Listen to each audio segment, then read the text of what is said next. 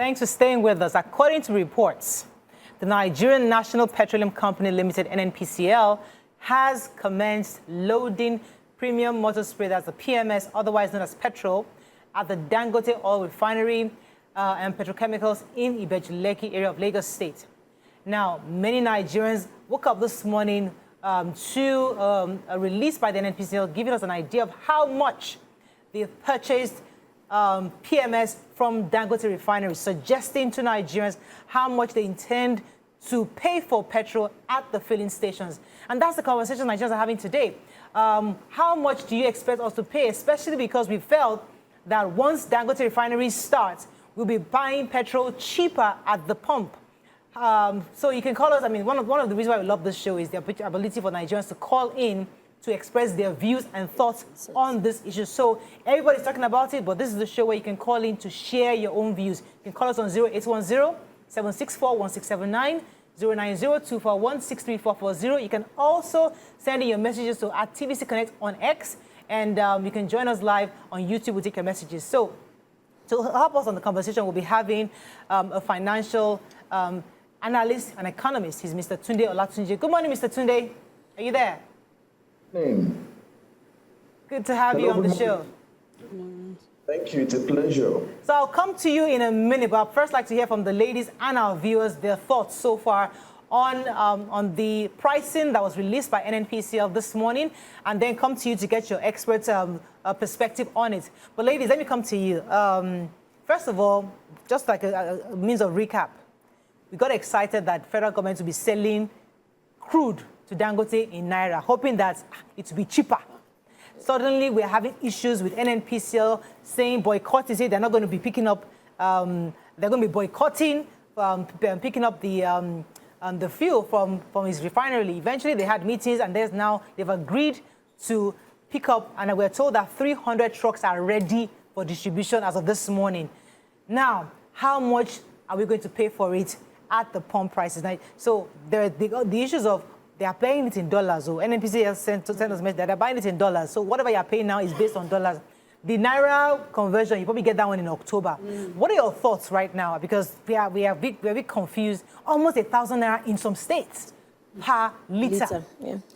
Let me come to you, Nima. Your thoughts? It was 1,000 something 200 in Bono this morning, according to the breaking news that we have.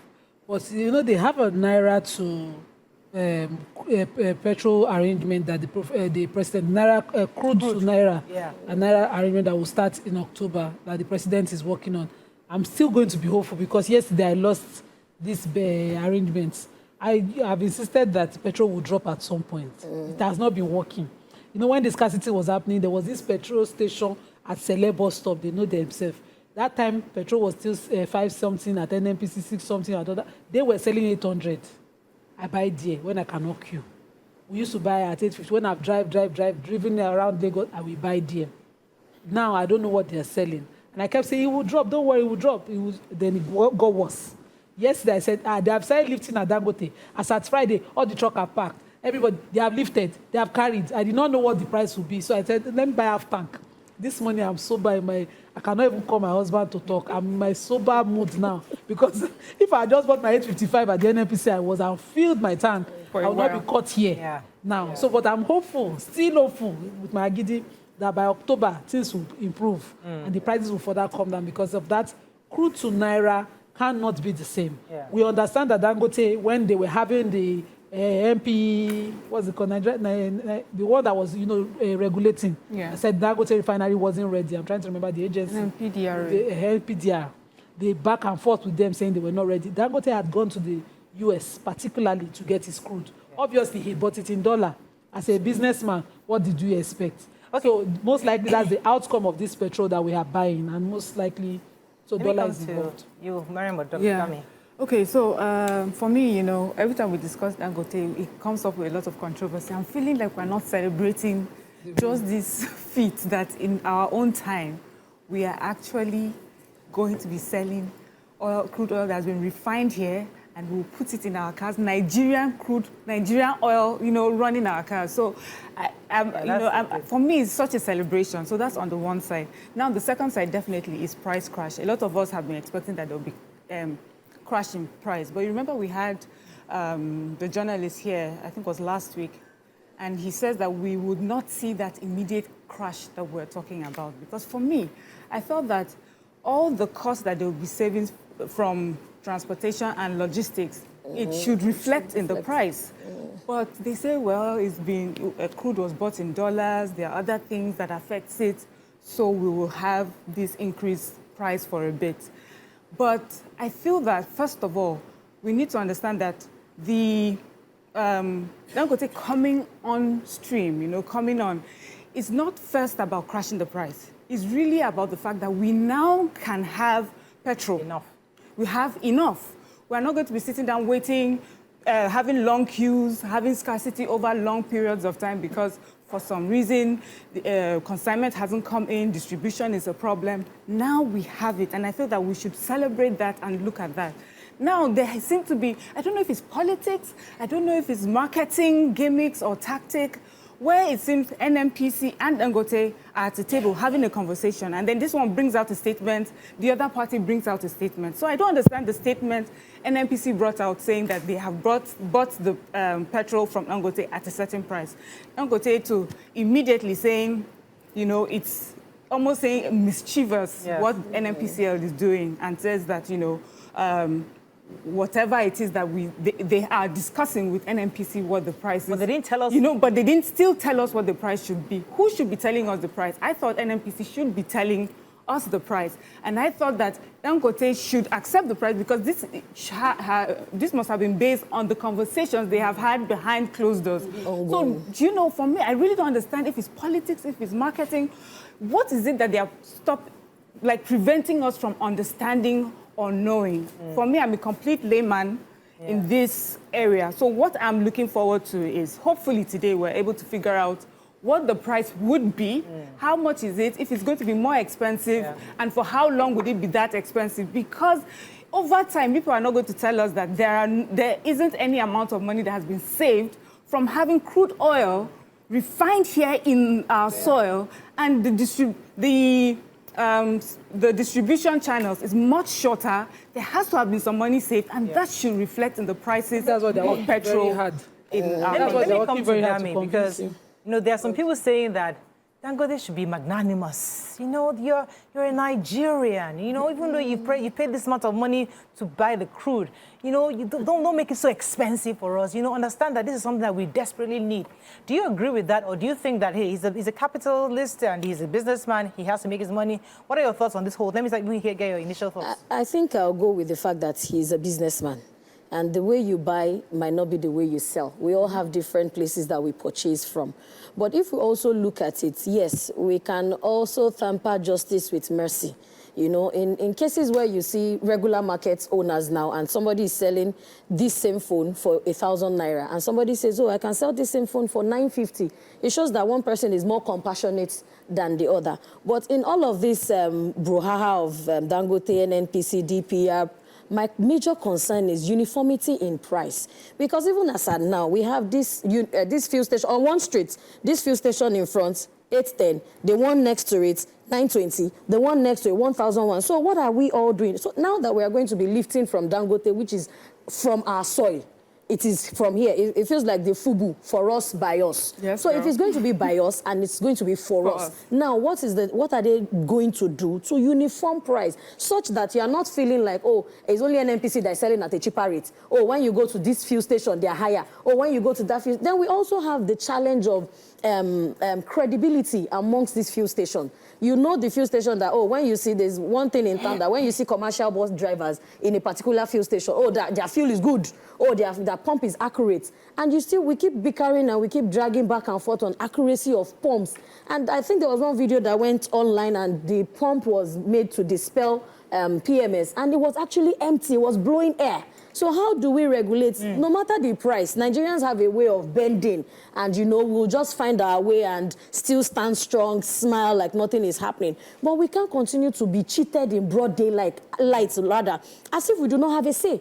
So what is DPR going to do, especially in price uniformity, that we are going to pick from the same place? That's why we have an expert on the house to give us an idea, because what we were thinking that the real market players, based on how much it costs me to get it from Dangote, would also determine how much I'm able to price at my various filling stations. So we'll see how that, but let me bring in Mr. Tunde Olatunji, who's an economist and financial analyst, to give us some insight into these issues going on around the Dangote Refinery and NNPCL. Good morning, sir. Are you still there? Yeah, good morning. Yes. I'm with you. You've heard the ladies' perspective on this matter. Let me hear yours before we go into the solutions. Well, I can understand how it feels.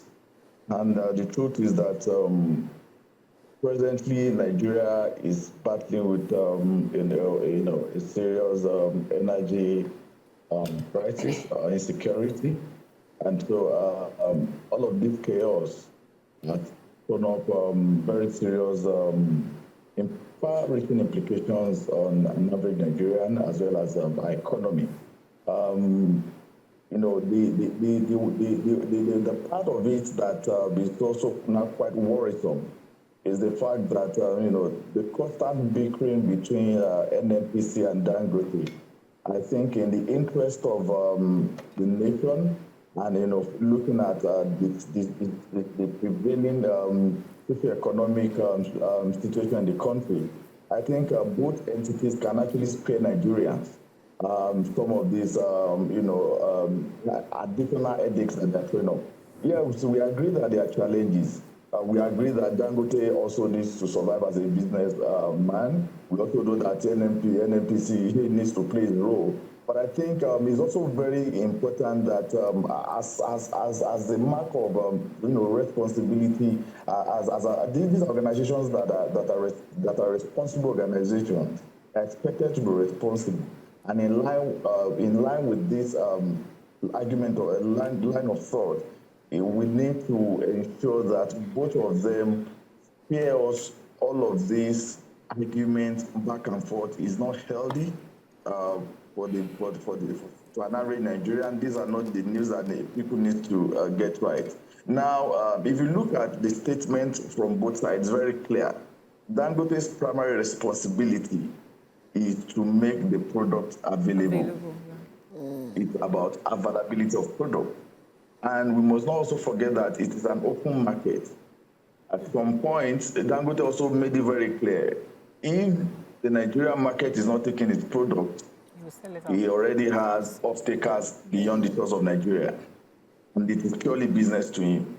And of course, we will not expect that what we have not been able to do over the years, the successive government that we have, if we have been not able to put our own refinery in place that would have checkmate issue of monopoly, I don't think anybody should now hold Dangote to ransom. He has invested his money. He has the right to run his business in a manner that will be sustainable so that this business does not collapse. Again, it's also the fact that the role the NNPC is also playing now is the only part of the Petroleum Industry Act that bestows that responsibility on NNPC is when it is envisioned that there is going to be a sort of energy insecurity. So the NNPC is expected to serve as a supplier of last resort to guarantee energy security.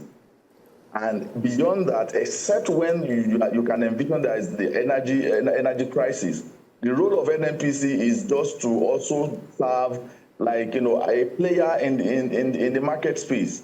It's not expected that NNPC should rely on Dangote or any. NNPC should operate like any other oil and gas business in the country, just like Dangote. NNPC should also be able to make his own product, refine his own product, sell his own product at his own rate.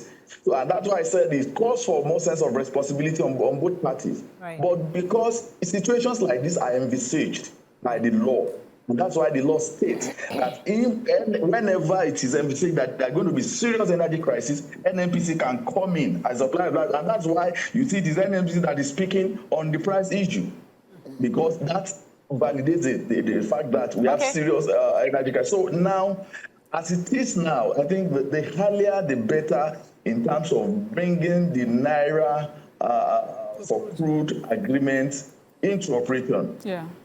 Okay. It's clear that with the fluctuating exchange rate, if you do that part, the price of petrol would continue to skyrocket. All right. Let me get a few more questions in for you. So my colleague earlier had mentioned that, certain factors are playing here that will eventually bring ease to Nigerians in terms of pricing, distribution, and availability of this product.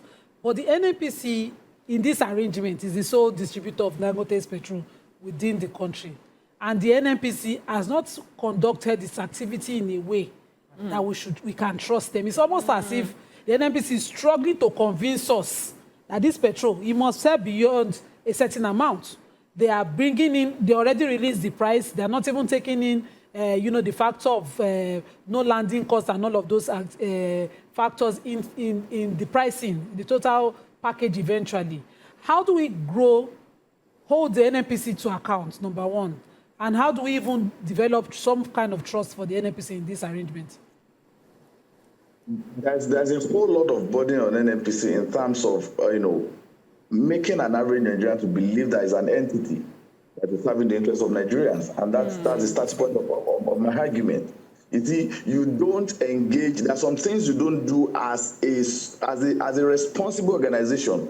There are some things you don't even do, not even when it is an organization that has a very strong affiliation with the government. Whatever error or actions the NNPC conducts rubs directly on the government. And the people are not really interested in the grammars that NNPC and Dangote are speaking. An average Nigeria is not interested in what framework you are using to arrive at your estimate. As far as an average Nigeria is concerned, it's bothered about how much is going to leave his or her pocket for him to get a pint or a liter of petrol. And that's what matters. So for me, it is height of his sensitivity to the plight of the people. When what we see today is an argument, this alone infuriates an average Nigerian. And we must know that both NNPC and Dangote holds, the people that, you hold them that need to ensure that you are not seen as being deliberately sabotaging or intentionally creating a problem. Exactly. Mr. Olatunji, let me take a step back, because I like it when people watch our show and have clarity and have a better picture of what is really going on out there. And the discussions still seem a bit confusing for many Nigerians. So the average Nigerian is thinking in their head, Dangote is a private man. He has finally refined crude on our land.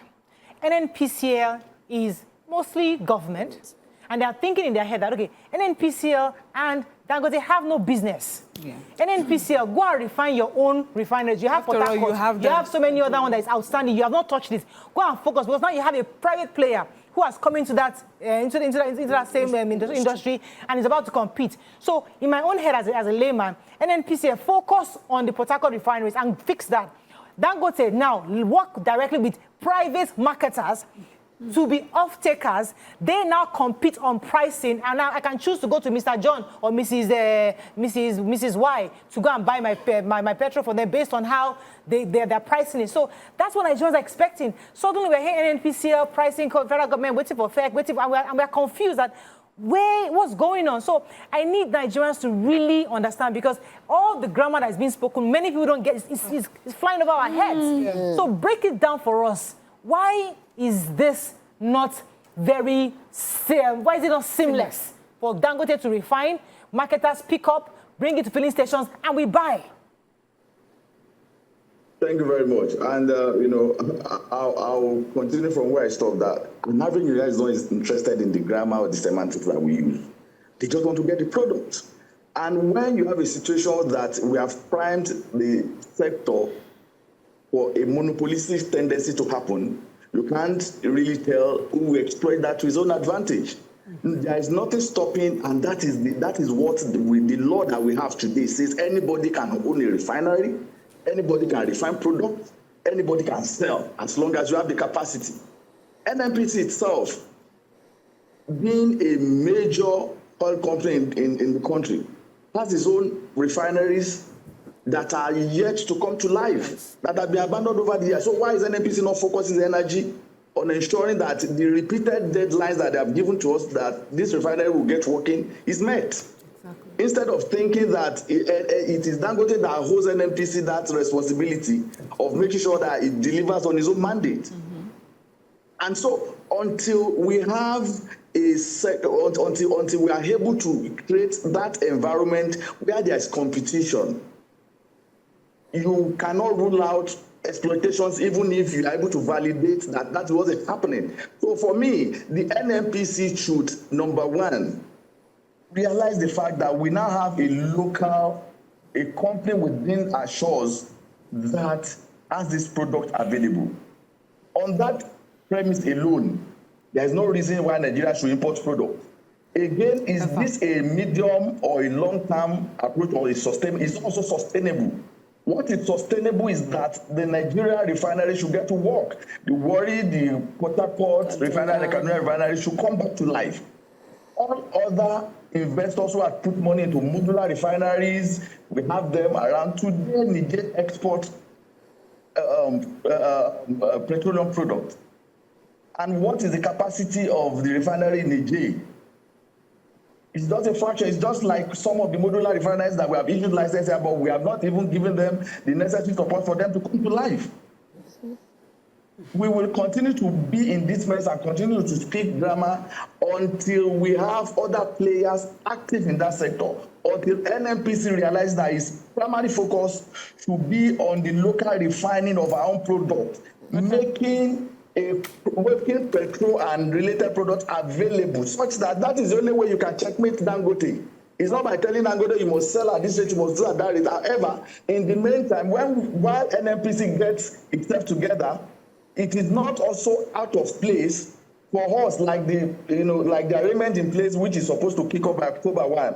And if I would say, if there's anything that can make this thing even come before October 1, it won't be out of place. Okay. Let Dangote have access. It's like saying, this is my own crude. Refine my crude for me, let me take my crude from you and sell at any rate I want to sell to Nigerians. Nobody is against that. Dangote itself is not against that. It's a very simple thing. Tell Dangote, any other source crude oil, that man, the facility that's about 650,000 barrels per day. Yeah. Nigeria cannot even offtake all their deserve. Right. Let Nigeria take his own crude oil to Dangote, refine, pay him premium for refining, and then you sell at the rate that is realistic, that you can afford to do it.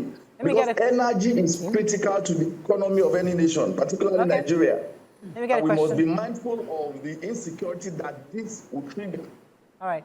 Yes. The NMDPR had said that Dangote was trying to become a monopoly in the business, as if we had no other refineries. We are aware that in Edo State there are two refineries. One is the Edo Refinery and Petrochemical Company, and it's a modular refinery. Total of the two can take 75,000 barrels per day. We know other states like that who have refineries. I expect that, Akwa Ibom, with their strength, should even run a refinery on their own.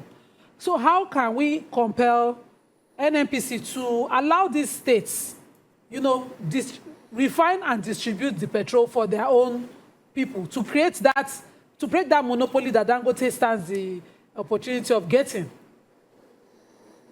Yeah, thank you very much. As I said, during years back, and then I think that was even before the coming of Buhari, or in the early part of Buhari, close to 40 or 50 modular refinery licenses were issued.